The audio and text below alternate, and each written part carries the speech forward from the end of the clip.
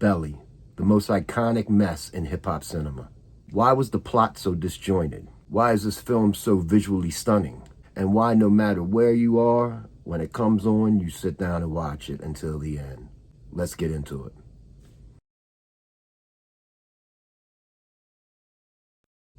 All right, let's talk about Belly, the 1998 movie that somehow is simultaneously one of the worst and one of the most iconic films in hip-hop cinema.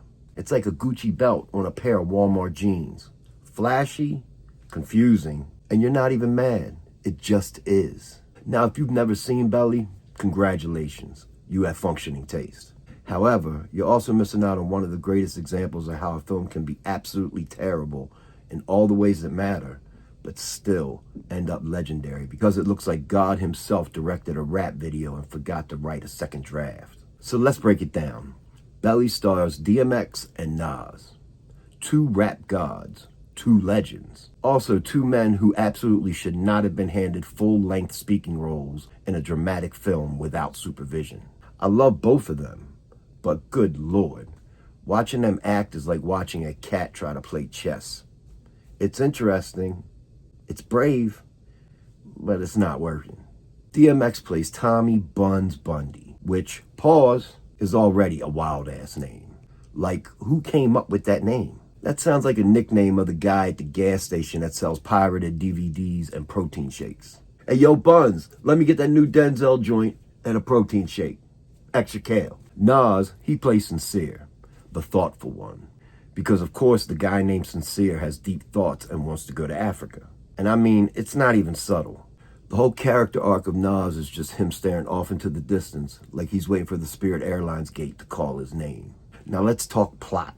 And I use the word plot very loosely. Loose like grandmom's knitting. The story is somehow held together by vibes, gun smoke, and whatever DMX and Nas was meditating on in their dressing rooms. The moment anyone speaks in this movie, you feel like you're being slapped with a soggy, wet script. Every line sounds like it was written by someone who has never heard two human beings have an actual conversation before.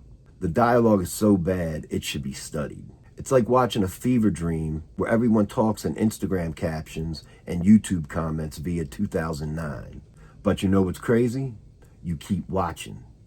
You keep wanting to watch because the movie looks absolutely incredible. I'm not even joking. Belly is one of the most visually stunning movies I've ever seen. And that's not just hip-hop films. I mean, period. All movies. Hype Williams was the music video king of the 90s. He gave us iconic looks for Missy Elliott, Busta Rhymes, TLC, and basically everyone that mattered. And when you watch Belly, you realize, oh, this is what happens when you hand a man with unlimited style and no script editor a budget. Every frame is dripping with mood. The color grading, filthy.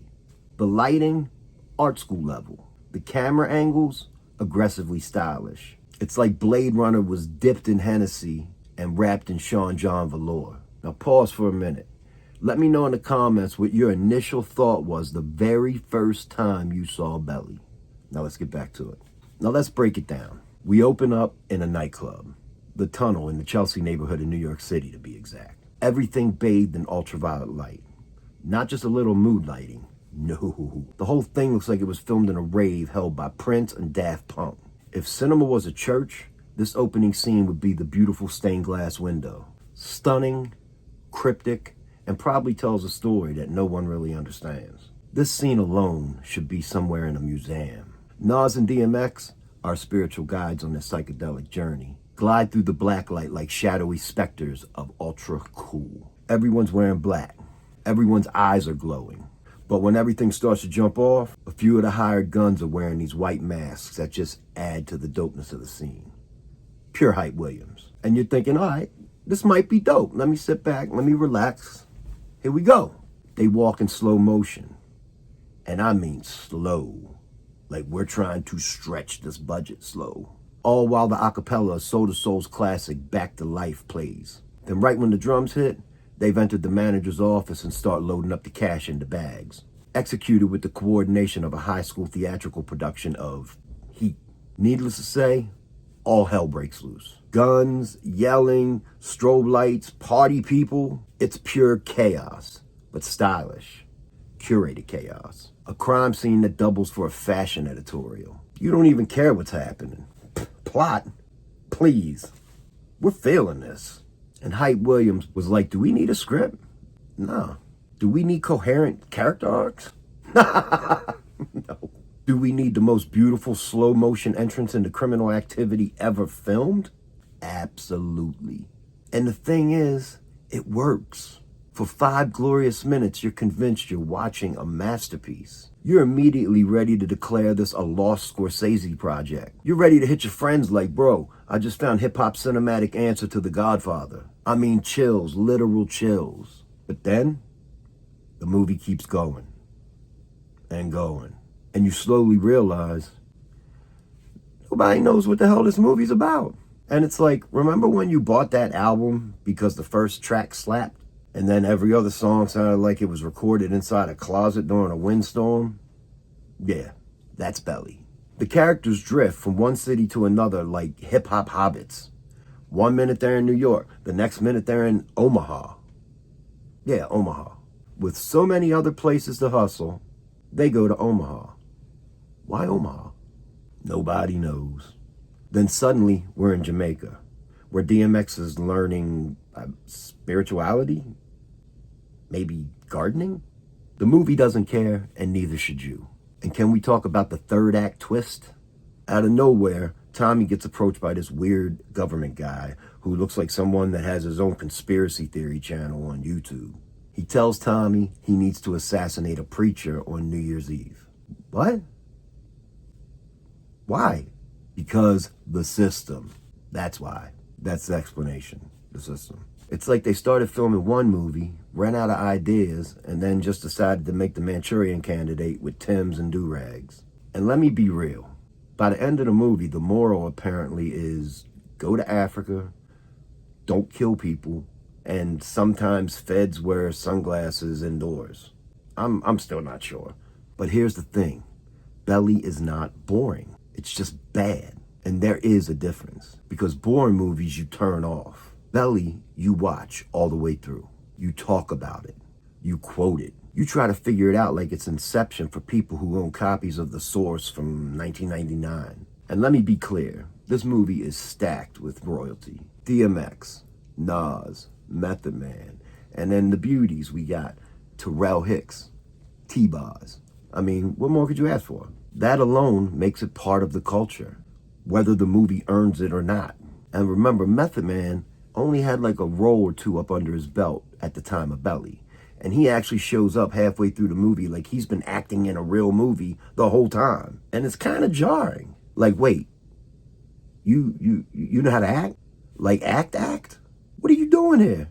And I mean, even the soundtrack goes extremely hard. You hear Jay-Z, D'Angelo, DMX in peak bark mode. The music is immaculate, which makes sense.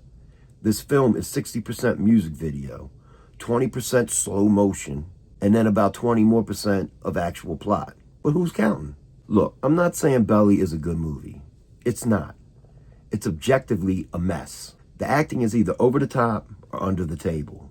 The dialogue sounds like it was written by AI trained on XXL magazines. The plot is confused and confusing, and kind of forgets what it's doing halfway through. However, it's a classic. But not because it's good, but because it's undeniably itself. It's the kind of movie you put on when you just feel like being entertained, maybe a little confused, and spiritually moved by lighting design. It's the most beautifully shot nonsense you will ever see. It's Belly, and there will never be another movie like it. So my final take is this. Belly is one of the best bad movies in hip-hop cinema. It's not just style over substance. It's style instead of substance. And weirdly, that's kind of the point. Because Belly isn't about the story. It's not about the acting. It's about the aesthetic. It's about the culture.